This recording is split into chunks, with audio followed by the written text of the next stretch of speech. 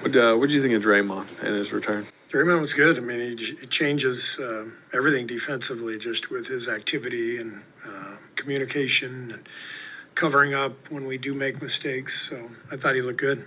What do you like about him and Post together? Well, we get some spacing with Quinten, and Draymond can play out of the post. We can run our splits and stuff with Quinten. But there's just a little more space to work with, and that helps everybody. Steve, back-to-back 17-point games for Moses. I think he's double figures 9 in the last 10. Where have you seen the biggest offensive growth in the last few weeks? And just confidence. He's getting consistent minutes, and he's making the most of them. And he has the occasional night where the shots don't go in, and it doesn't bother him because he knows he's coming right back the next game. And so I think the consistency is helping him. And I thought he hit the biggest shot of the game tonight, that corner three. So it's really fun to see Moses play well and continue to play well. You've utilized him more almost at the power forward recently. You talked about that. Is his versatility really helping him out too, being able to almost play 2 through the 4 for you? Yeah, I mean, he's at his best when he can space the floor and play off of others but we have to slide him up and down to different positions depending on lineups. One of the things Quinten does when he's out there is he opens up the game for everyone else, and that allows us to play different lineups, and so Moses can slide down to the 3 if Quinten's out there with Draymond, and that's helpful. And so we're mixing and matching every night. How critical was Andrew tonight? Andrew was great. I thought that floater he hit, I think it either tied the game or put us up 2, was a huge shot. And, I had to guard, Wagner and Banchero, both. And, you see his line. I mean, he got to the line 15 times attacking. He's a plus 15. So Wiggs was a huge part of that win. Steve, the third quarter looked totally different than the first half. What were the biggest changes you thought that your team displayed out there? I thought we woke up. We were asleep in the first half. We had some possessions that made no sense, and the guys locked in at halftime, scored I think the first 6 or 8 points. Quinten was fantastic. Those first few minutes of the third quarter set a really good tone, and that got us the lead. And then of course they battled back in the fourth, did a great job, but we were able to hang on. Was anything specific that was addressed at halftime that you can share, or? Just brilliant coaching, mainly, key adjustments. I don't really remember what those adjustments were, but I know they were key, and I made them, so it was mainly about me. I know, it's a small subsection of the season, but how much different does a 4-2 homestand feel than 3-3? Yeah, I mean, it's good to leave town on a win, to be above 500, to basically, put together a solid couple of weeks. So all of that is good. Now we got to carry it out onto the road. I mean, have you looked at the gauntlet ahead of you on the road? I mean, I know what's coming, but, looking at Utah, and that's about it. That's, not worried about it. What's after that? Thank you.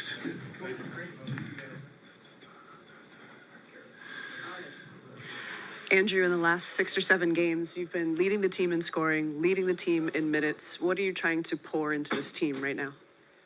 I'm just trying to get some wins. I'm just trying to do whatever we can. What do you think of Kevon's 16 rebounds? Man, I mean, Kevon's a dog on the boards. He goes in the game, and he does his job, and he protects everybody. And when it comes to rebounding, he's a mastermind. What was the impact you guys felt with Draymond's return? Immediate impact, on both sides of the floor. Offensively, he's going to get us organized. He's going to, play make, gets great shots, do a lot on offense. And defensively, he's, one of the highest IQ guys in the league. Get us settled. He's there helping everybody. Just keeping us all connected and together. And, as soon as you step on the floor, you can see the impact he got. Yeah, with Quinten looking like a more permanent part of the starting lineup, what does he give you guys as one of the 5 out there? I mean, he got height. He can shoot it. He can shoot it really well. You know, so he can space the floor. And you know, he can put on the floor. He can pass, finish inside.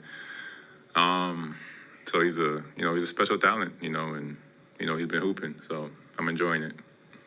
Andrew, you slam home that first possession of the second half. How important was it to kind of set that tone offensively after the way the first half went? Yeah, I mean, just, you know, stay aggressive, stay assertive, and, you know, don't let up. You know, Atlanta's a young, you know, tough team, and they got some, you know, really good talent over there. So, you know, just try and keep a foot on the gas and keep it going. What was the message at halftime, if any, or any adjustments made in the locker room? You know, we played a okay half. You know, there was more we could do. You know, just stay on the glass, stay aggressive on, you know, both sides of the floor, and we'll be all right. Thanks. Yeah. Thank you.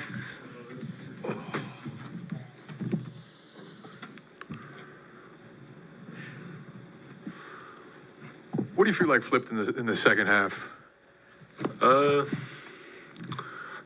think we was a little bit more organized offensively. We played with more pace, and we made shots. I think that was the key for us. I think we came out and played a good defensive first half, but our offense wasn't really flowing. It wasn't really getting to our spots, and I think the second half we did a better job of that. Hit a little low and then start the fourth, but I think we figured it out. I did. And how was it having Draymond back tonight? It was great. You know, he's one of our leaders. We missed his presence out there. He really stabilized the floor for us. He made a lot of plays. You know, got guys open, so we needed his leadership out there.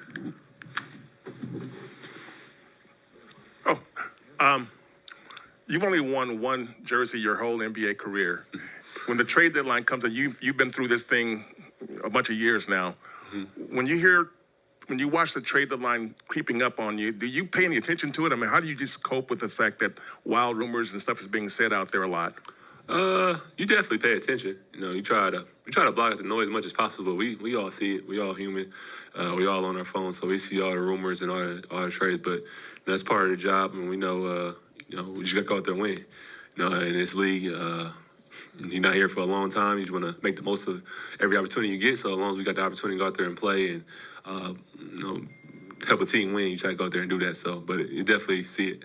You guys have been fighting to get about a 500 area for most of this season. What do you think this team needs to do that to get, you know, back into a higher level?